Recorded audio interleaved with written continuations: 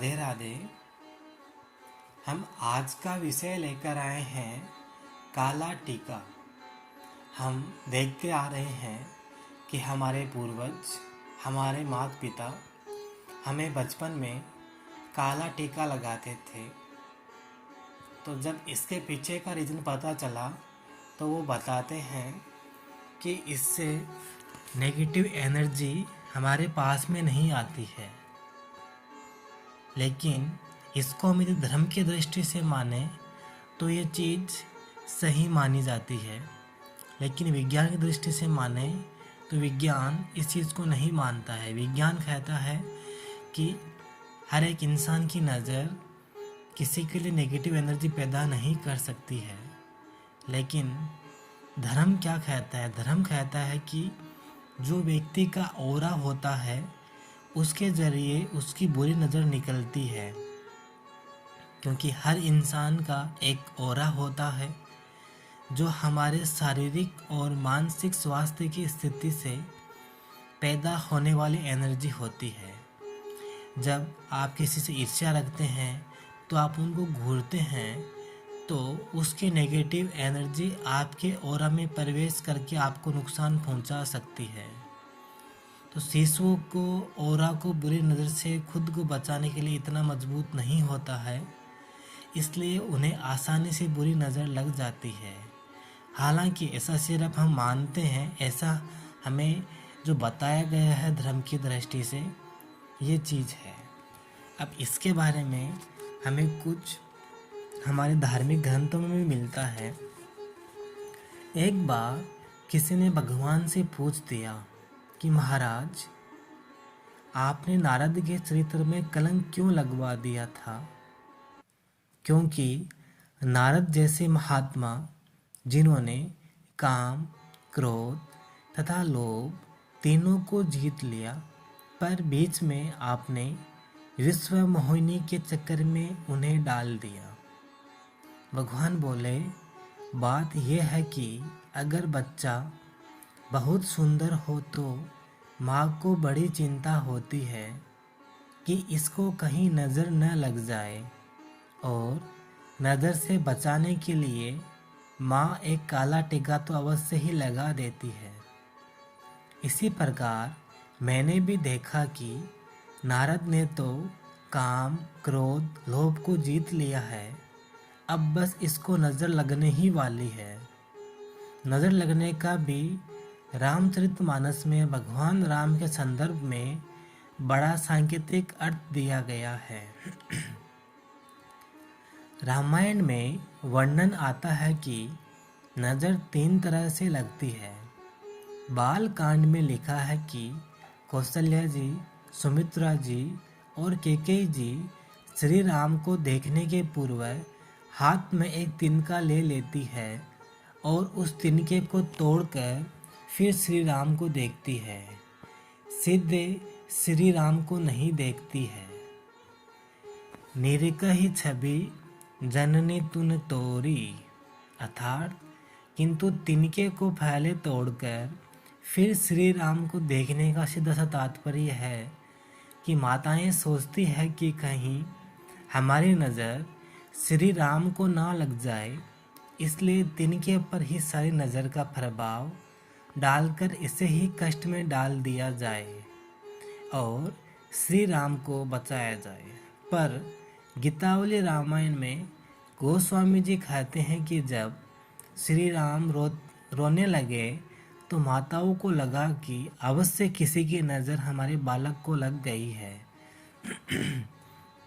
परंतु किसकी लगी है तो उन्होंने विचार किया कि लगता है किसी बुरी स्त्री की नज़र लग गई, किंतु अब क्या किया जाए? तो तुरंत गुरु वशिष्ठ को सूचना दी गई।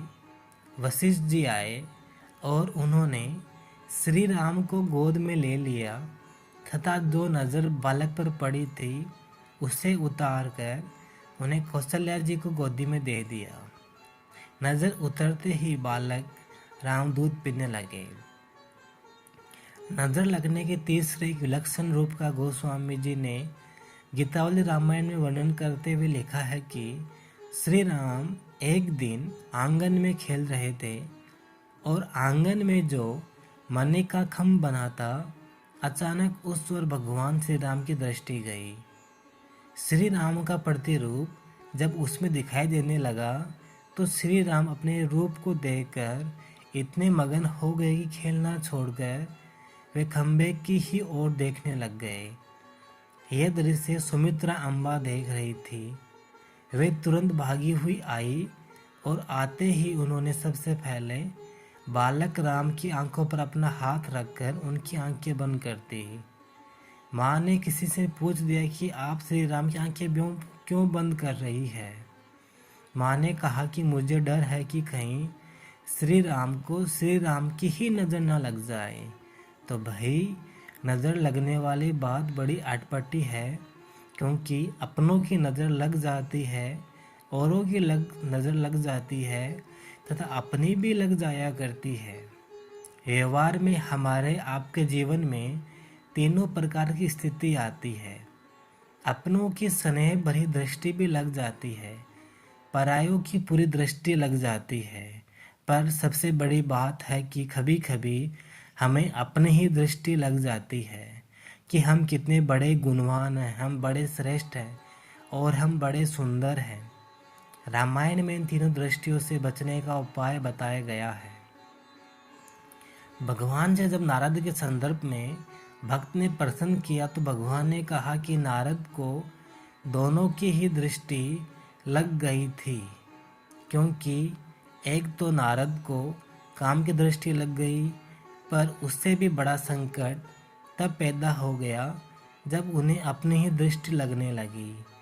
जब नारद ने काम, क्रोध तथा लोभ को हरा दिया तो काम ने आकर चरणों में प्रणाम किया, पर जाते जाते वह नज़र लगाता गया। काम ने कहा, महाराज, आज तक बड़े बड़े महात्मा उत्पन्न हुए, पर आप जैसा कोई नहीं हुआ।